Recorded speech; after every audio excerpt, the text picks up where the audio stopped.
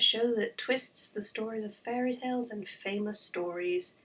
I heard about it around the time that season 4 was airing, but I had no way of watching it for a while, until I got Netflix. And boy did I binge. So, was my time and effort worth it? A curse has fallen over the enchanted forest and its inhabitants, taking them all to the modern world, the land without magic, where they live in a sleepy town called Storybrooke. It's up to Emma Swan, the daughter of Snow White and Prince Charming, to break the curse and reunite with her family. This plot may only cover a little of the show's story, but just take it that there's a curse, they break it, and then some bad guys turn up and the hero's got to deal with it in Storybrooke with a little bouncing around to other realms and lands. When I was watching the first 2 seasons, I adored the show. I loved the twist on the fairy tale concept and bringing them to the modern world. The characters were all interesting, even Emma, who is the audience surrogate for the most part. I liked it when they started adding in characters from other sources like Alice in Wonderland, Peter Pan, The Wizard of Oz, the King Arthur legends, and Robin Hood. What do you know? All properties that had Disney films. Though I guess people only fully noticed that Disney connection when they did the crossovers where they had characters literally look like their Disney counterparts. The longer I watched the show, the more I started to only want to watch the show to see what happened next to the characters who I cared about. If anything, I started to feel like I was only watching the show for Regina and Rumpel, as they remained interesting and compelling. I was surprised when I found out my brother was actually watching the show as well, and he agreed with this sentiment.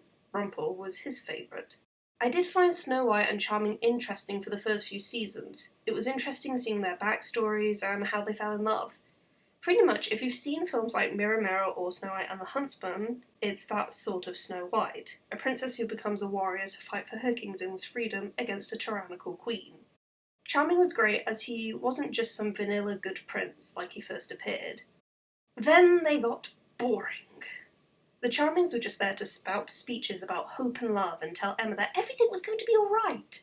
By season 5, it finally clicked in my brain that they kept shoving Snow White around loads of story characters so she knew everyone and was, just so inspirational.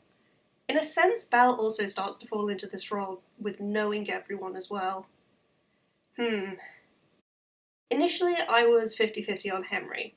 He was key to the plot at the start, then he was just kind of there. I understood when his character started to act out because he had nothing better to do, as he couldn't fight or do magic like everyone else. I'm glad that he eventually got a better role beyond being Emma and Regina's kid. Eventually I was getting ground down by curse after curse, as it seemed that they couldn't start a season without some new curse or some other bad event. Funny thing was, though I complain about it, those are the bits I remember enjoying narratively as I watched, before going, at the remainder of the season. In regards to the full Disney crossovers with Frozen and Brave, yeah, I actually enjoyed them.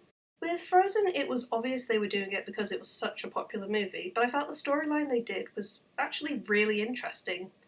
Ironically, the backstory in this I found more interesting than what was done in Frozen 2. With the Brave stuff, I liked what they did with Merida and showing that she still had some issues after her movie. I found it a little weird that she became queen since she had 3 brothers. Yeah, that wouldn't have happened. Her brothers would have had to have all been king before she even had a chance. Also, it was kind of annoying that Merida had to prove again that she's a worthy queen and doesn't need to pick a suitor. We already did that. I love the costumes for the Enchanted Forest sections, or just about any time characters are in the story realms. Regina is a style queen.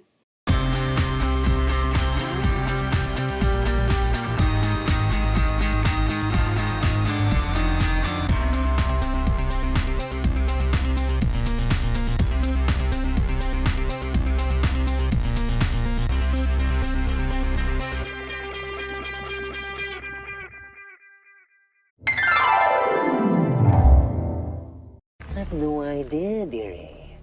But I did warn you. All magic comes at a price. I felt it compelling throughout since it was all a very new concept to me. I liked how each episode had a flashback segment to tell the story of the character it focused on. The queen is dead. Long live the evil queen. Another strong season building on the last, with more backstory like the focus on Regina and her mother Cora, as well as actually spending time in the Enchanted Forest. Bring back the mermaid! And what? You'll win her over with your rainbow kisses and unicorn stickers? The season where it was obvious they were breaking each in half, giving 2 story arcs. It was by the end of the Neverland arc that I stopped binging for the first time. When I got back to watching the show again, the second arc felt a little all over the place and didn't feel as clear narratively as too much was going on at once. So what do I call you now, Captain Hand? The first arc was Frozen, and as I said before, I really enjoyed the story beats within it. I ironically can't remember much of the second arc, which is funny since it introduced loads of big villains like Maleficent and Cruella de Vil. The finale, however, Operation Mongoose, was great, and I loved seeing the evil versions of good guys like Snow. Well, you don't look like a crocodile. Guess I lucked out. Season 5 had some good episodes and ideas. While I enjoyed it, my want to continue the show did start slipping. Emma as the Dark One was cool, and it was a shame that it ended up feeling very much like a cop-out. It was interesting having the curse be that they all forgot what happened, with each episode filling in a part of the puzzle, but I stopped watching again after the first arc ended. The second half, again, I wasn't too fussed about, and once again the finale pulled some interest with the introduction of new characters and a new land, but then we're back in Storybrooke, setting up a new season of issues. As it currently stands, I would recommend watching the show, especially the first 2 seasons. There are standout episodes and arcs in the later seasons, but unfortunately you do have to sit through a lot to get to the good bits, or for there to be focus on characters that you care about. I'll let you know in a future review how I feel about the last 2 seasons. As always, thank you for watching, like and subscribe, and we thank you very much for all of the interest. I'm out.